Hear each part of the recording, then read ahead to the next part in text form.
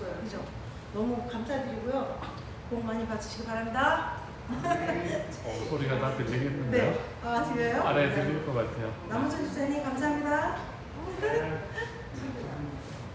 이게 갑상선하게 모든 것이 우리 몸에 꼭 필요하기 때문에 하나님께서 주셨는데, 이 갑상선 수술한 다음에는 목이 많이 말라요. 이렇게 많이 말라가지고 지금 물을 좀 부탁드렸는데, 참이 짧은 거 하나 하고 시작하시겠습니다.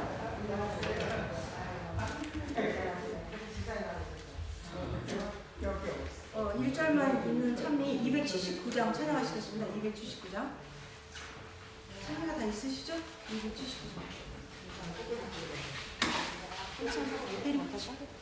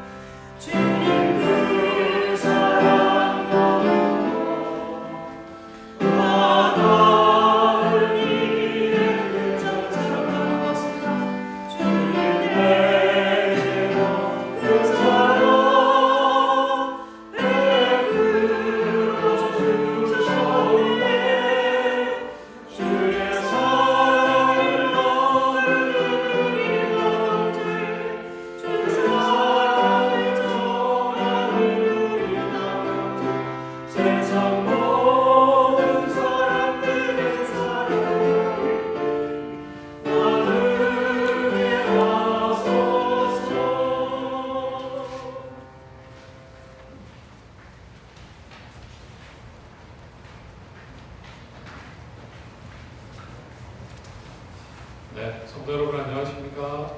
안녕하세요. 행복한 안식일이 시작되는 시간이고요. 우리가 주로 온라인으로 예배를 했었는데 오늘 저녁에 현장에 참석해 주신 분들 그리고 방송으로 예배에 참석하시는 모든 성도님들을 진심으로 환영합니다. 여러분 봄 기운이 느껴지십니까? 네. 앞에 핀 개나리꽃이 보이시나요? 네. 하나님께서 우리를 사랑하셔서 이제 1월, 2월이 다 가기 전에 특별한 말씀의 잔치를 열어주셨습니다. 사경회를 통하여 우리에게 선포되는 말씀을 통해서 올 한 해 영적인 풍요를 누리며 말씀이 육신이 되는 그런 은혜를 누리게 되기를 간절히 바라겠습니다.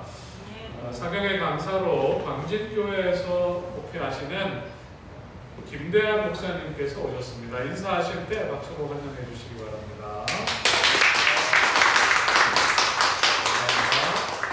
오늘과 내일 내가 약한 그때의 강함이라 그런 총 주제로 두 번에 걸쳐서 김호식 장로님 많이 아쉬우시죠? 네. 두 번이어서 많이 아쉽긴 하지만 우리가 오늘과 내일 은혜로운 말씀을 나누도록 하겠습니다. 다 같이 묵상 기도하시고 사령의 첫째 날 저녁 집회를 시작하겠습니다.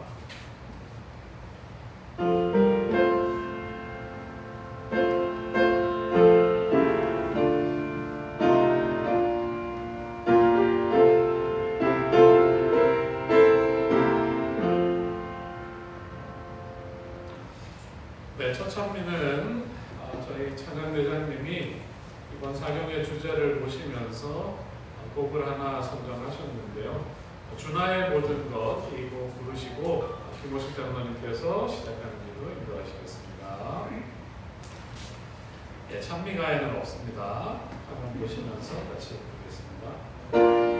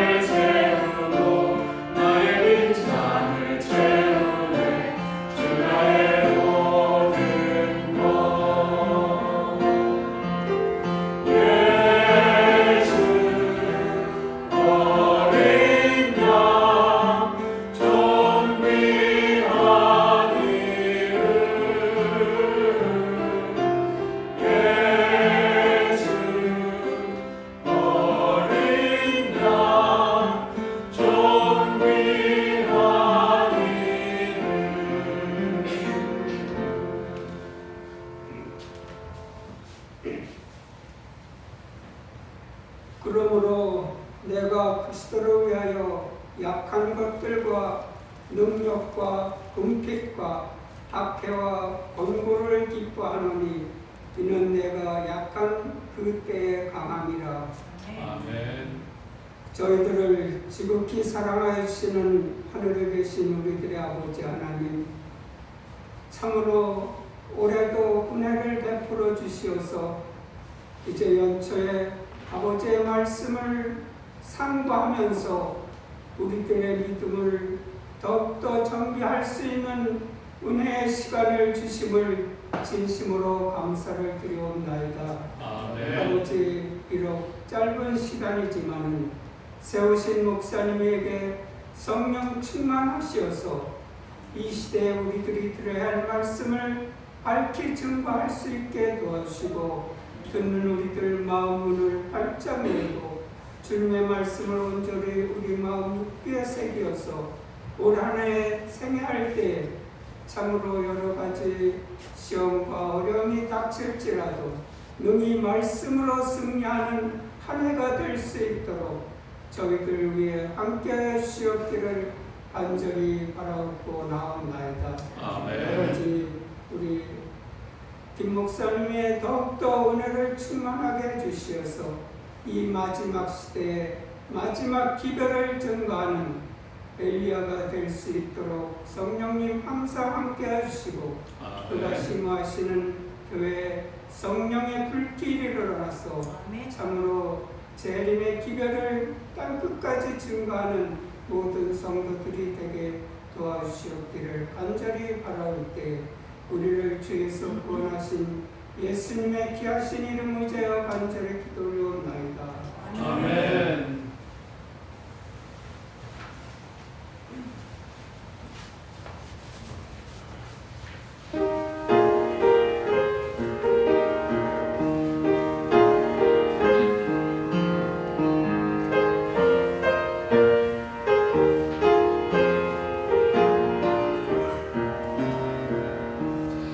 나를 위하여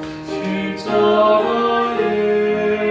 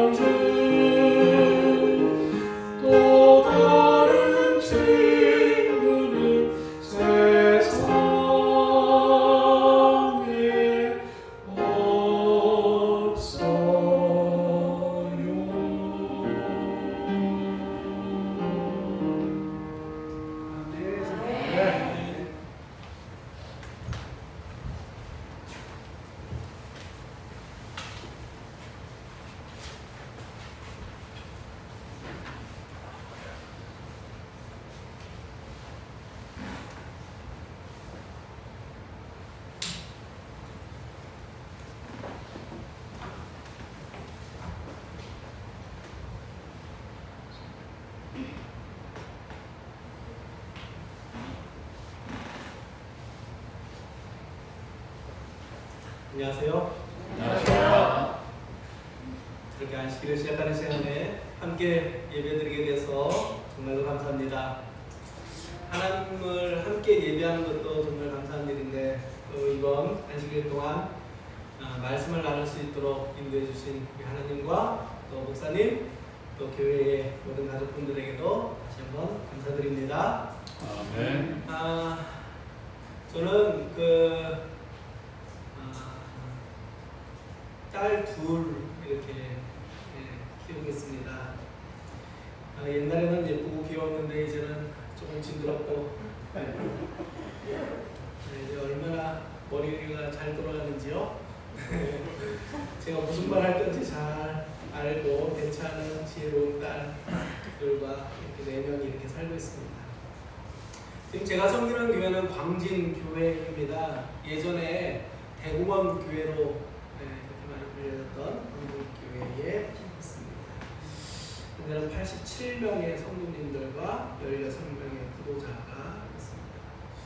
가만히 아까 장로님들하고 식사하면서도 생각해봤더니 제가 2001년도에 제가 처음으로 제주도에서 이렇게 목회를 시작했습니다. 그래서 제주도 신성일국교회에서 목회를 하다가 그 다음에 간 교회가 이제 충청북도에 있는 단양교회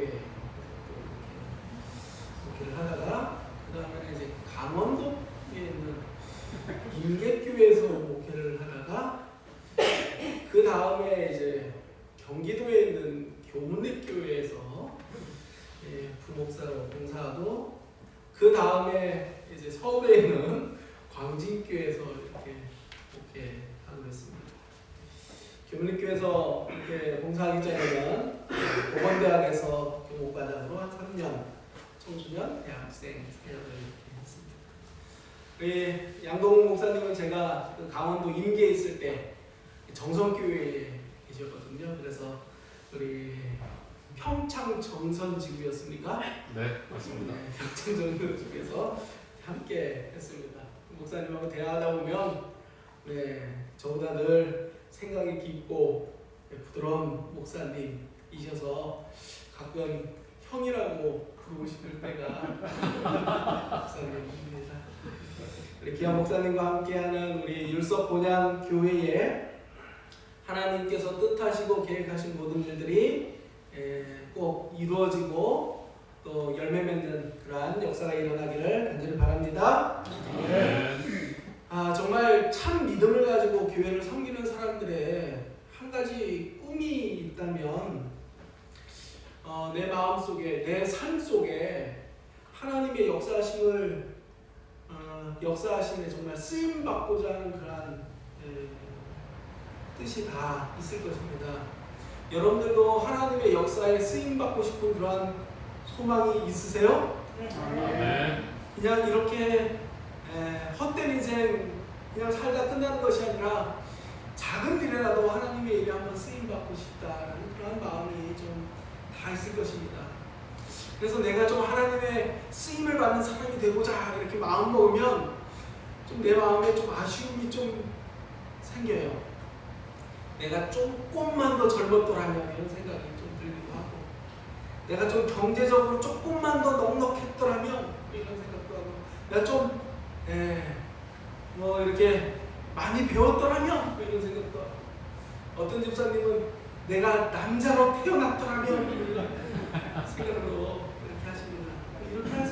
이렇게 하면 하나님이 나를 좀 쓰시지 않았을까, 더 크게 이런 생각을 또 이런 생각도 합니다. 내가 섬기는 이 교회가 좀 더 좋은 위치에 좀 더 큰 건물을 가졌더라면 이런 우리의 마음에 아쉬움들이 있어요. 하나님을 위해서 내가 쓰임받고자 하는 그런 마음이 있기 때문에 이런 아쉬움들이 있는 것입니다. 이번 정말 짧은 사경의 시간이지만 제가 여러분들에게 전해드리고 싶은 말씀이 있다면 정말 가장 약한 자라도 귀하게 쓰시는 하나님의 그 섭리하심, 그 섭리를 함께 좀 살펴보려고 합니다. 하나님의 역사의 한 페이지를 써 내려갈 때 우리가 잘 주목하지는 않았지만 정말로 하나님께서 귀하게 쓰인 사람들이 그곳에 있음을 찾아보면서 우리도 내가 좀 약하더라도 하나님의 부르심에 쓰임받는 그런 복을 우리의 삶에 경험하고 내가 이렇게 할 때 하나님께 쓰임받는구나 라는 것을 꼭 우리 삶에 경험하고 주님께 더욱더 감사하고 헌신하는 우리 모두가 되면 참 좋겠습니다. 네. 자, 오늘 하경의 주제는 내가 약할 그때에 강함이라 하는 말씀입니다. 오늘 저녁에는 특별히 이스라엘 왕이 세워지는 그때에 쓰임받았던 사람 이름도 기록되어 있지 않아요. 그냥 어린 사관으로 기록되어져 있는 이 사람의 모습을 좀 살펴보겠습니다. 우리가 역사적으로 기억할 때 훌륭한 사람들만 기억합니다. 그죠? 이스라엘 이렇게 왕 정도 우리가 알고 지나가지만 왕을 세울 때 어떤 사람을 하나님께서 쓰셨는지 잘 잊어버릴 때가 있습니다. 오늘 잘 잊어버릴 수도 있지만 그 사람을 다시 한번 주목해 보면 좋겠습니다. 우리 함께 살펴볼 성경 말씀은 사무엘상 9장 말씀입니다. 우리 사무엘상 9장 말씀을 성경을 펴서 좀 보시면 좋겠습니다. 사무엘상 9장이고요. 여기에는 이스라엘 역사 최초로 왕이 세워지는 그런 과정을 기록하고 있습니다. 이스라엘 나라의 지도자를 세우는 일은 중요한 일일까요? 그냥 사사로운 일일까요? 중요한 일입니다. 그죠? 우리나라도 어느 사람이 대통령이 되느냐에 따라서 정말로 나라의 모습이 바뀌어진 것을 바라보는 것처럼 이스라엘, 그것도 최초의 왕이 세워지는 이 과정이 정말 중요합니다. 하나님께서 이 일에 개입하셨을까요? 네. 개입하셨습니다. 우리 사무엘상 9장 우리 15절 16절 말씀입니다. 제가 화면에도 이렇게 놨습니다. 사울이 오기 전날에, 그죠?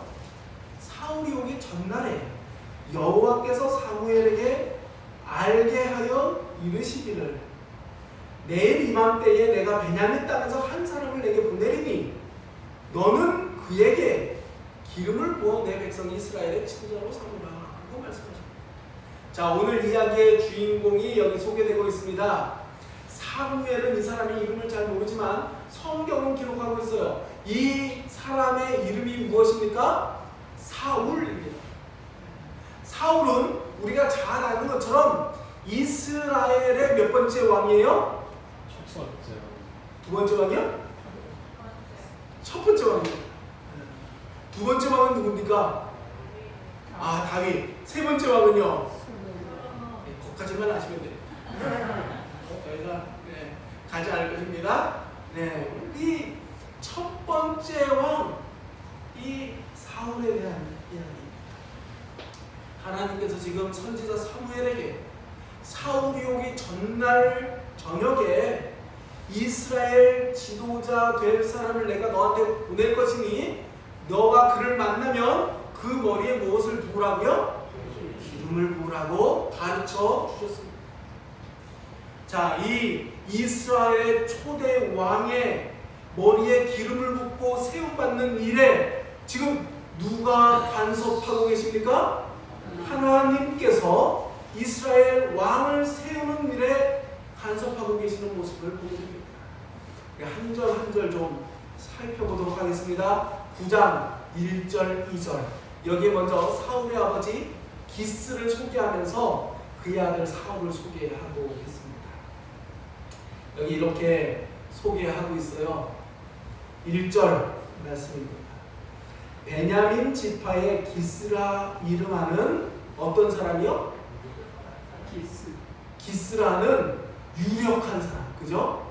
유력한 사람이 있으니 그는 아비엘의 아들이요 스롤의 손자요 베고랏의 증손이요 아비아의 현손이며 베냐민 사람이었다 라고 이렇게 해줍니다. 여기 사울의 아버지 이름이 나오는데 이름이 무엇입니까? 기스고 어느 지파 사람이에요? 베냐민 지파 사람이에요. 여기 성경에는 소개하는데 사실 성경이 이렇게 한 사람을 소개하면서 유력한 사람이다라고 소개하는 사람은 그렇게 많지 않습니다. 이 유력하다는 말은 보통 세 가지 의미로 사용됩니다. 세 가지가 좀 뛰어날 때, 이 사람은 좀 유력한 사람이다 라고 이렇게 표현하는데, 첫 번째로 그 사람의 품성이 좀 뛰어납니다. 좀 지혜가 있고, 그죠? 용기 있는 사람을 가르칠 때 유력하다라고 이렇게 이야기합니다. 그래서 성경에는 요셉을 가르칠 때 유력하다. 그리고 모세가 장로들을 세워서 백성들을 심판하잖아요. 그죠? 그때 그 세운 지도자들을 향하여 유력하다라고 이렇게 불렀습니다. 이 유력하다는 말이 하일.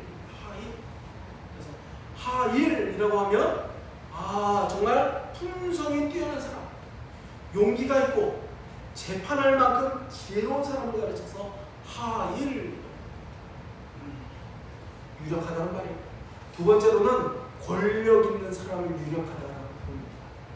그래서 군대를 가지고 정치적으로 좀 힘이 있는 자들을 가르칠 때 유력하다라고 말합니다. 그래서 성경은 군대를 가르쳐서 하일이라고도 불러요. 군대에 있는 사람은 유력합니다. 특별히 솔로몬에게 왔던 시바 여왕 있죠? 시바 여왕을 수종했던 곁에 있는 자들을 하일이라고 불렀습니다. 그러니까 권력을 가지고 있는 사람을 하일이라고 합니다. 유력한 사람입니다. 세 번째로 경제적인 능력을 가진 자들입니다. 모든 것이 넉넉한 사람을 가르쳐서 유력한 사람입니다. 특별히 성경에 욥의 부요함을 가르칠 때, 욥이 부요한 자라고 할 때 욥이 하일이다라고 이렇게 이야기합니다. 왜요? 경제적으로 넉넉했기 때문에 그렇습니다. 근데 이 사울의 아버지 기스가 어떤 사람이에요? 유력한 사람이에요. 유력한 사람. 그래서 이 사람을 소개할 때 그냥 사울의 아버지 기스 이 정도로 소개하지 않고 아주 길게 소개하는 것입니다. 기스의 아버지는 하나님은 나의 아버지다라는 뜻의 아비엘이고, 할아버지는 스올이고, 증조하라고 베오라치고, 그 위에는 아비고고, 그 위에는 베냐민이다 라고 이렇게 아주 장황하게 소개를 합니다.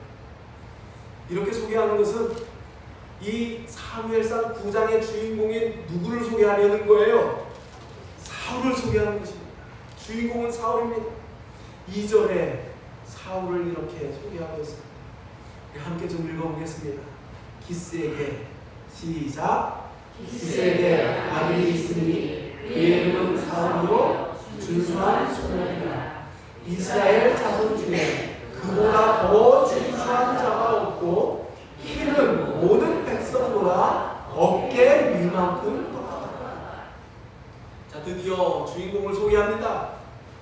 그 집안을 잘 소개한 후에 드디어 기스에게 아들이 있는데 그 아들의 이름이 무엇이라고요? 사울이라. 사울이라는 이름의 뜻이 무엇인지 아십니까? 구하여 없다라는 뜻입니다.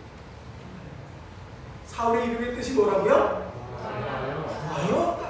그래서 영어권에 있는 많은 사람들이 아들을 얻으면 사울이라고 많이 짓습니다. 구하여 없다라는 뜻입니다. 그런데 이게 참 성경이 참 재미있습니다. 이 사울왕은 누구의 요청으로 세워진 왕입니까? 여러분들 혹시 아세요? 사울은 누가 요청해서 세워진 왕이에요?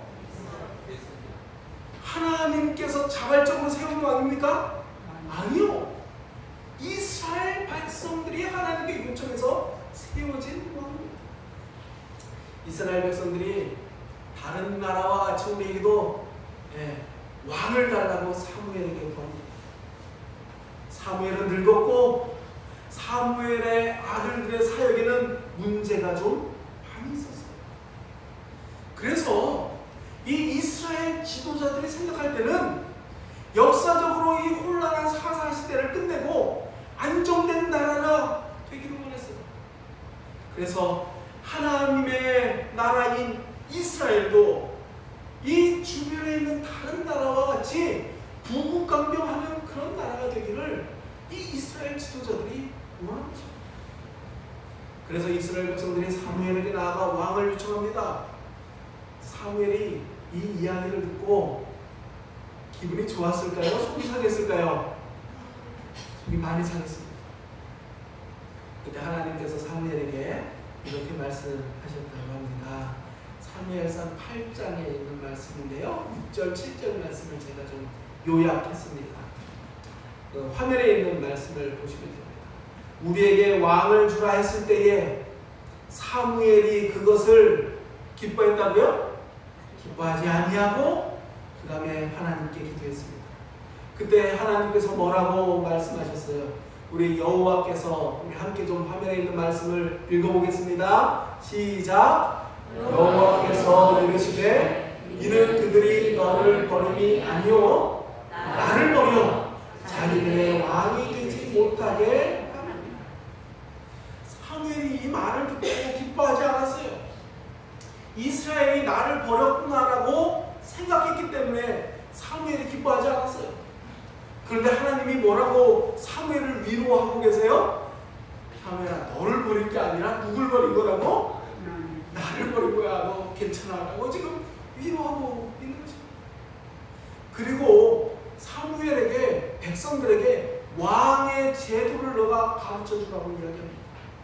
근데 이 왕의 제도를 가르쳐 주는 것을 사무엘상 8장을 통해서 읽어보면 정말 간절히 왕을 원하지 않으면 정말 용납할 수 없는 그러한 이야기들을 하나님이 사무엘을 통해서 백성들에게 증거합니다. 왕이 세워지면 먼저 자녀들을 이야기합니다. 너 아들은 왕의 말 앞에서 달릴 것이고 무기도 짓고 궁도 짓고 성도 쌓는 그런 일을 하게 될 것이다. 너 딸이 있냐? 딸은 향료를 만들고 왕을 위하여 요리를 하게 될 것이다. 그 다음에 지금을 얘기합니다. 너의 밭에서 나오는 모든 소산, 밭과 짐승의 모든 소산에 가장 좋은 것은 다 왕과 신하들에게 세금을 바치게 될 것이고, 너희들이 어려움을 당하게 되면 너희들은 왕 앞에 부르짖게 될 것이고 나는 그때에 응답하지 않겠다 하고 이런 제안을 합니다. 야, 이런 제안을 들을 때 그럼에도 불구하고 우리에게 왕을 주세요 라고 이렇게 요구하는 것은 정말로 큰 결심입니다. 내가 어떠한 손해를 보더라도 하나님의 이 이스라엘을 이웃 나라들처럼 좀 잘 사는 나라로 만들어 보겠다는 그런 마음이 있었던 것 같습니다. 그때 8장 마지막 절에 여호와께서 사무엘에게 이렇게 말씀하셨습니다. 8장 22절 말씀, 화면에 있는 말씀을 함께 읽어보겠습니다. 여호와께서 시작. 여호와께서 사무엘에게 이르시되 그들의 마음을 들어 왕을 세우라. 그들의 말을 듣고 무엇 세우라고요? 왕을 세우라. 누구 허락하십니까? 하나님께서 사무엘을 통해 강력한 경고를 했음에도 불구하고 끝까지 고집을 부리는 이스라엘의 요구를 하나님 허락하십니까? 하나님 허락하십니다. 하나님의 백성들이 끝까지 요구할 때 하나님은 허락하시지만 그 책임은 누가 지는 거예요? 누가 지는 거예요? 자신들이 지는 것입니다. 우리나라 속담에도 그런 말이 있어요. 자식 이기는 부모 있다고요? 없다고요? 자식 이기는 부모. 저도 요즘 우리 딸을 이겨보려고 애쓰고 있는데 말씀을 준비하면서 다시 한번 깨닫게 됩니다. 자식 이기는 부모. 그리고 이것이 결국 이스라엘의 심판이 됨을 우리는 성경의 역사를 통해서 잘 알고 있습니다. 호세아 13장 11절에 보면 이 일이 된 배경을 하나님께서 나중에 이렇게 기록했어요. 내가 분노함으로 내게 무엇을 주고? 감을 주고 진노함으로 하고 말합니다. 이게 하나님의 뜻은 아니었지만 하나님께서 그들의 요구를 허락하세요. 그들이 알지 못하고 결정하는 일을 하나님께서 허락하세요.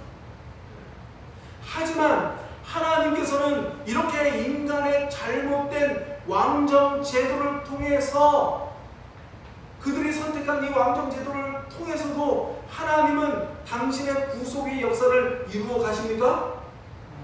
이루어 가십니다. 우리들은 늘 실패하지만 하나님은 이러한 실패까지도 구속의 섭리 가운데 다 포용되고 있음을 꼭 알게 되기를 간절히 바랍니다. 이게 오늘 들을 이야기의 배경 이야기입니다. 자, 2절 말씀으로 다시 돌아가겠습니다. 여기 2절, 기스에게 아들이 있어요. 그 이름이 사울이었습니다. 사울. 그리고 준수한 소년이었습니다. 자, 베냐민 지파 유력한 사람 기스의 아들 사울의 이름의 뜻이 무엇이라고요? 다 까먹으셨습니까? 와였다. 그리고 사울을 표현할 때 무슨 표현을 쓰냐면 준수한 소년이다라고 기록합니다. 사울이 잘생겼을까요? 보셨습니까? 네, 잘생겼습니다. 외모뿐만이 아니라 준수하다는 말은 풍채도 의미합니다. 풍채도 아주 큰 훌륭한 사람이었습니다. 여기 준수한 소년이라고 하는데 소년에는 조금 오해할 만한 소지가 있어요. 이때 사울의 나이는 이미 젊었지만 결혼을 할 수도 있고 전투에 나가 싸워 이길 수 있는 그런 나이의 성인이었습니다. 그래서 다른 번역서 70인역 갈라디아역 성경에 보면 이 아네르라는 헬라어를 써서 이 다 자란 성인임을 이렇게 명확히 표현하고 있습니다. 사울은 백성을 구하기 위하여 세워진 이스라엘의 초대왕입니다. 외모가 훌륭하고 성인 남성이었습니다. 이스라엘 백성 중에 정말 손꼽을 만한 유력한 가문의 사람이었습니다. 이제 이야기는 이 사울이 누구를 만나야 돼요? 누구를 만나야 돼요? 사무엘을 만나는 이야기로 바꾸어져 갑니다. 지금 사울은 자신이 이스라엘의 왕이 된다는 사실을 알고 있습니까? 모르고 있습니까? 전혀 모르고 있습니다. 근데 이때 사울 집에 한 사건이 일어납니다. 저는 이 사건을 암나기 실종 사건이라고 봅니다. 3절 말씀입니다. 함께 좀 읽어보겠습니다. 사울의 아버지 시작. 사울의 아버지 기스가 암나기를 잃고 그의 아들 사울에게 이르되 너는 일어나 사울을 데리고 가서 여기 사울의 아버지 기스가 무엇을 잊어버렸어요? 암나기를 잃어버렸습니다. 여러분들 고대 사회에서 이 나귀가 어떤 의미에 있는 동물인지 아십니까? 우리가 잘 아는 나귀 이야기가 성경에 가끔 나와요. 예수님께서 예루살렘으로 입성하실 때 타고 들어간 동물이 무엇이에요? 나귀입니다. 나귀를 타고 예루살렘 성에 입성하는 예수님을 보면서 사람들이 어떻게 반응했어요? 에이 저거 뭐야 저거 이렇게 반응했습니까? 나귀를 타고 입성하는 예수님을 바라보면서 호산나 다윗의 자손이요 종려나무를 흔들고 옷을 벗어서 길에 깔면서 예수님의 입성의 모습이 얼마나 권위 있는 모습인지 우리는 성경을 통해서 이미 잘 알고 있습니다. 이 나귀를 타고 가는 모습은 어떤 모습이에요? 위험 있는 권위 있는 모습이에요. 이 나귀는 누가 타는 것입니까? 그러니까 기스 집안에 누가 탈까요? 기스 정도 내가 타는 것입니다. 그죠? 특별히 또 이 암나귀가 더 중요한 것은 순나귀보다 더 온순하기 때문에 순나귀보다 훨씬 더 암나귀를 가치 있게 여겼습니다. 그래서 이 귀한 암나귀들이 다 도망가 버렸습니다. 그래서 기스는 아무나 보내지 않습니다. 이 귀한 암나귀들을 찾으려면 정말로 내가 꼭 믿을 만한 아들 사울을 보내게 되는 것입니다. 그런데 혼자 가지 말고 누구 데리고 가라고요? 사환을 데리고 가라고 말합니다. 이것은 아주 자연스러운 모습입니다. 너 혼자 가지 말고 너 시중들 누구 데리고 가라고요? 종 한 명 데리고 가라라는 말입니다. 여기 사환이란 말은 나르라는 이 말인데 이 말에 쓰이는 모습들을 보면 이 사환은 굉장히 어린 아이가 분명합니다. 왜냐하면 태어난 지 석 달밖에 안 했던 이 모세가 울 때 성경이 아이가 우는지라라고 기록됐잖아요. 그 아이를 표현할 때 이 나르라는 말을 썼습니다. 그러니까 이 어린 아이를 가르칠 때도 나르라는 말을 쓰고요. 이런 어린 시송을 듣는 아이들, 시송들 중에서도 종들 중에서도 어떤 아이들이요? 어린 아이다. 오늘날로 말하면 중학생 정도 된 것. 이런 아이들을 가르쳐서 나르라고 이렇게 이야기합니다. 사울 집에는 이런 어린 사환들이 많이 있었을 것입니다. 그 중에 한 아이를 데리고 지금 채비를 하는 것입니다. 먹을 것을 싹 짊어지고 다녀오겠습니다 하고 인사드리고 나갑니다. 4절 말씀을 보겠습니다. 우리 함께 좀 읽어볼까요? 그가 시작. 그가 에브라임 산지와 살리사 땅으로 두루 다녀 보았으나 찾지 못하고 사알림 땅으로 두루 다녀 보았으나 그곳에도 없고 베냐민 사람의 땅으로 두루 다녀 보았으나 여기 에브라임 산지라고 했는데 이 산지는 산과 똑같은 말입니다. 호렙산, 에발산, 그리심산, 모압산, 갈멜산 할 때 이 산이 이 산입니다. 처음에는 집 근처에 있는 에브라임 산을 올라가서 찾았습니다. 그리고 점점 멀리 가서 찾는 것입니다. 살리사 땅, 사알림 땅, 베냐민 사람 땅으로 두루두루 다니면서 찾아보는 것입니다. 직선거리로 약 50km 정도 되는 거리입니다. 저희 집이 퇴리원인데요. 제가 율석 본향교회까지 오는데 차로 한 13km 정도 왔습니다. 만약에 율석 본향에서 본향교회 목사님이 키우는 그 강아지가 없어졌어요? 그래서 강아지 찾으러 저를 보낸다고 생각해 보시기 바랍니다.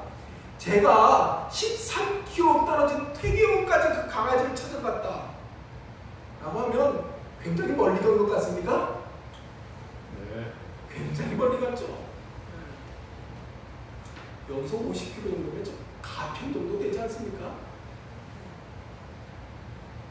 교회에서 가평까지 나귀를 찾아 지금 몇 날 며칠을 돌아다닌 것입니다. 대단합니까? 사울이 착한 아들인 것 같습니까? 착한 아들입니다. 5절에 보면 얼마나 착한 아들인지 이렇게 기록합니다. 그들이 숲땅에 이를 때에 사울이 함께 갔던 사환에게 이르되 돌아가자. 아버지께서 암나기 생각은 무사하고 우리를 위하여 걱정하실까 두려워하고. 지금 사울이 숲땅까지 왔는데 거기서 야 돌아가자라고 결정합니다. 왜 돌아가자고 결정해요? 암나기는 고사하고 지금 며칠을 돌아다니니까 혹시 우리를 더 걱정하시는 아버지 마음을 염려해서 돌아가자고 결정합니다. 사울 착한 아들이에요? 참 아버지 말 이렇게 잘 듣는 아들이 어디 있습니까? 그리고 그 못 찾는 것 그것도 속상했지만 아버지 마음을 더 이렇게 염려하는 착한 아들. 그런데 사건은 6절 말씀에서 시작이 됩니다. 6절 말씀에 사환이 돌아가자라고 그러니까 이렇게 이야기합니다. 그가 대답하되 보소서 이 성읍에 하나님의 사람이 있는데 존경을 받는 사람이라. 그가 말한 것은 다 반드시 다 응하리니 그리로 갑시다. 그가 혹 우리 갈 길을 가르쳐 줄까 하나이다. 집에 사환이 사울은 지금 사환에게 지금은 무엇하자? 돌아가자. 여기 사실 이 돌아가자라는 이 말은 문법적으로 명령어입니다. 지금 주인이 종에게 무엇하자고요? 돌아가자고 명령한 것입니다. 그런데 사환은 이 사울의 말을 듣고 이렇게 얘기합니다. 이 성읍에 하나님 사람이 있는데 여기 한 번만 잠깐 들렸다 갑시다. 라는 제안하는 것입니다. 가만히 생각하게 합니다. 여러분 지금 어른인 사울이 힘들겠습니까? 어린 사환이 힘들겠습니까? 누가 더 힘들겠어요? 이 안락이 누구 것입니까? 따지고 보면 사울 거예요? 사울 거예요? 이 낙이 사울이 타고 다닐 것 같습니까? 사환이 타고 다닐 것 같습니까? 사실 지금 집에 돌아가고자 하는 사람은 누구예요? 네? 누가 먼저 집에 가자고 해야 돼요? 사환이 집에 가자고. 여러분들 저랑 저희 집사람이랑 마트를 가면은 누가 집에 가자고 할까요?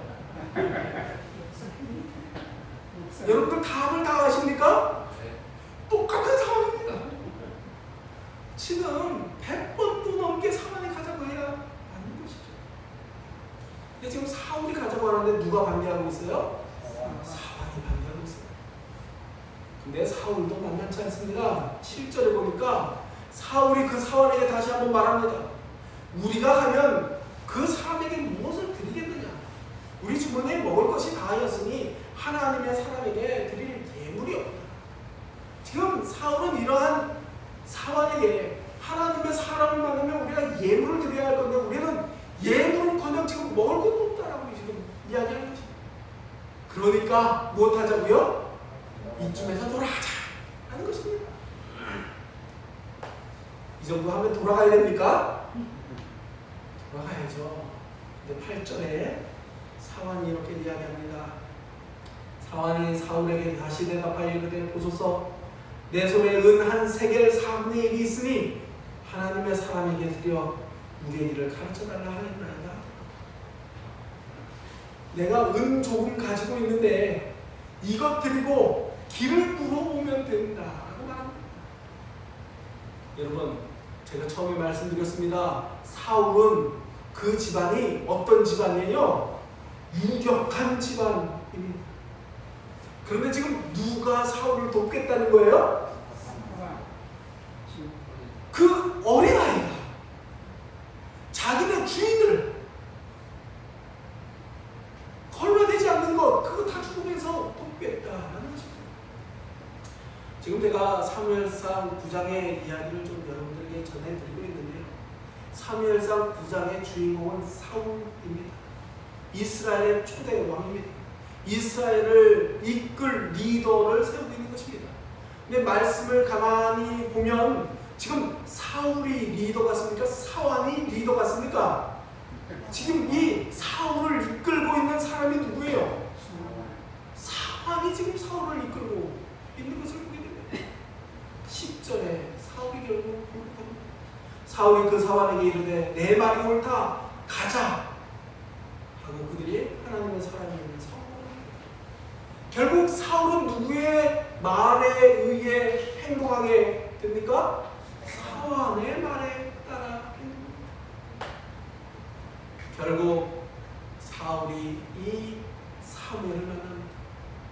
우리가 처음에 본 것처럼 하나님께서 전날 사무엘에게 한 사람이 너를 찾아갈 것이라 지시하셨고 그를 만나면 기름 부어 이스라엘의 왕을 삼으라고 말씀하셨습니다. 누가 사울을 이끌었어요? 누가 사울을 이끌습니까? 분명합니까? 사환이 분명합니까? 사환이 왜 이렇게 했을까요? 여러분 사환이 왜 이렇게 했을까요? 9절에 그 이유가 소개되고 있습니다. 9절 말씀 함께 좀 읽어보겠습니다. 옛적 시작. 옛적 이스라엘의 사람이 하나님께 가서 물으려 하면 말하기를 선견자에게로 가자. 지금 사환이 선견자에게 가서 물어보자라는 말은 결국 무슨 의미라고 풀어주고 있는 거예요? 누구에게 물어보는 것과 똑같은 거예요? 하나님께 물어보자라는 말입니다. 적어도 이 사환은 지금 내가 하고 있는 이 일을 중단할 것인지 계속할 것인지 누구에게 물어보고 싶었던 거예요? 하나님에게 물어보고 싶었던 것입니다. 나의 행동을 결정하는데 누구의 대답이 필요한 거예요? 주인의 결정보다 누구의 대답이 필요해요? 하나님의 대답이 필요한 것입니다. 사랑하는 불수업분야 성도 여러분, 이런 사람이 하나님께 쓰임받는 종의 모습입니다. 오늘 살펴본 사화는 어떤 특징이 있나요? 제가 세 가지로 좀 간단하게 요약해서 정리하겠습니다. 첫 번째는 하나님에 대한 믿음이 확고한 사람입니다. 우리 살펴보았죠? 네. 사울은 아버지를 걱정했어요. 네? 나귀를 못 찾을까 걱정했어요.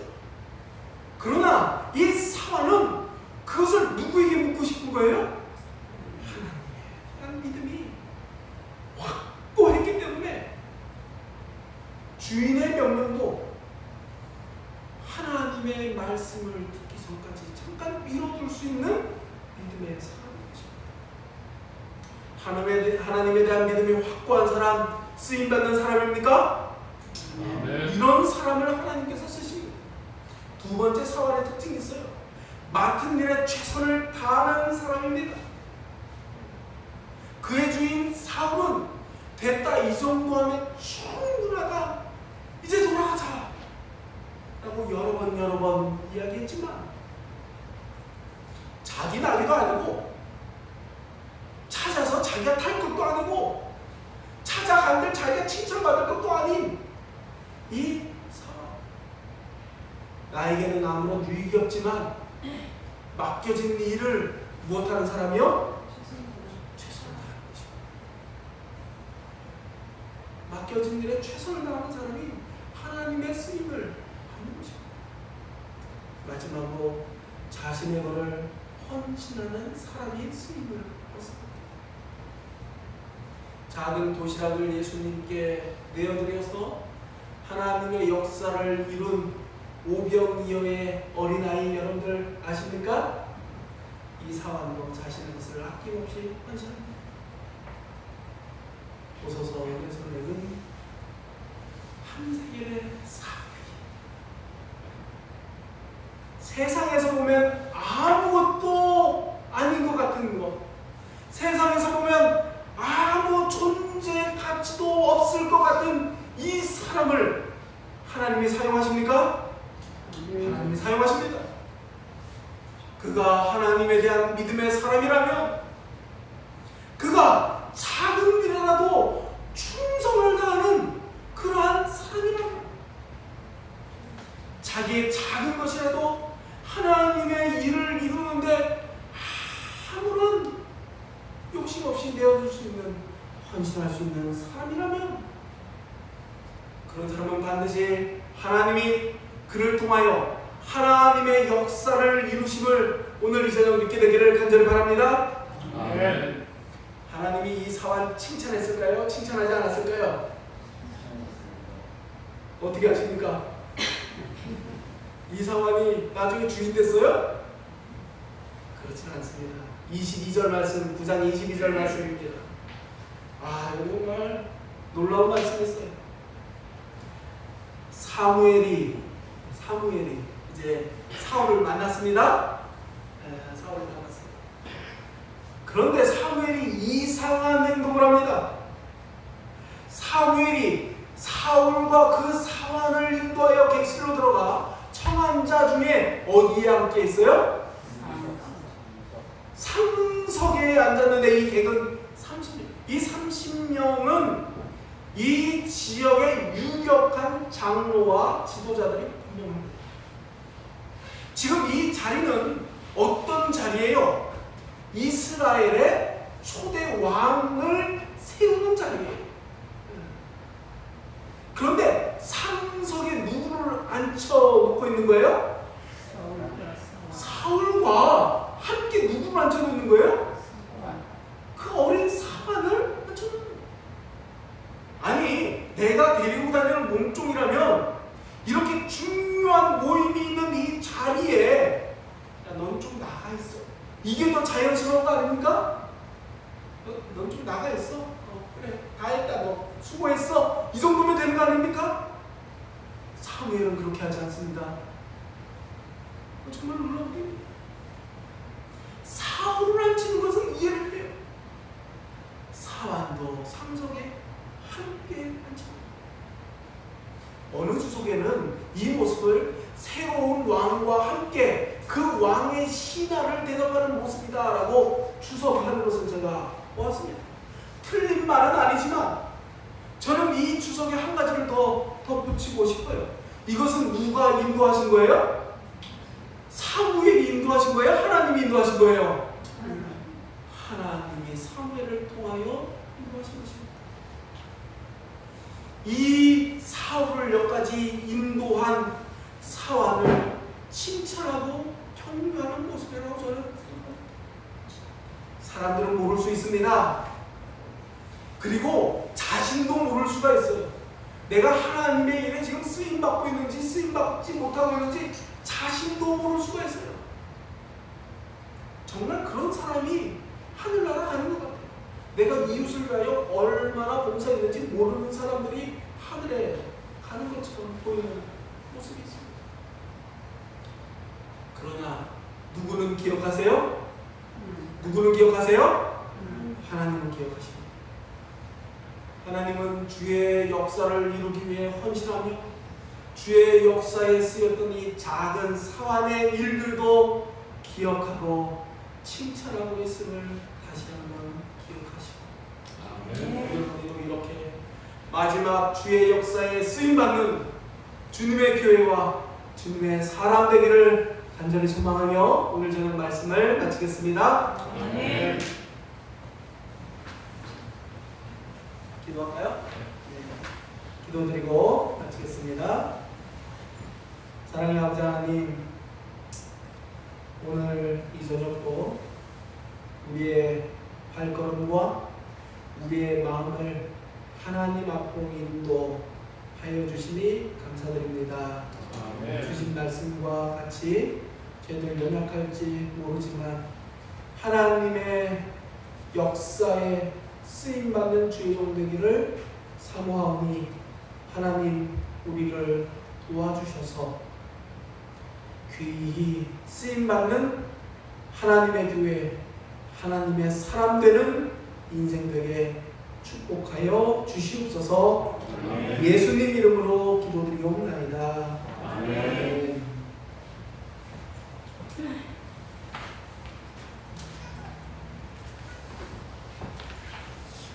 네, 묵도하시고 예배를 마치겠습니다.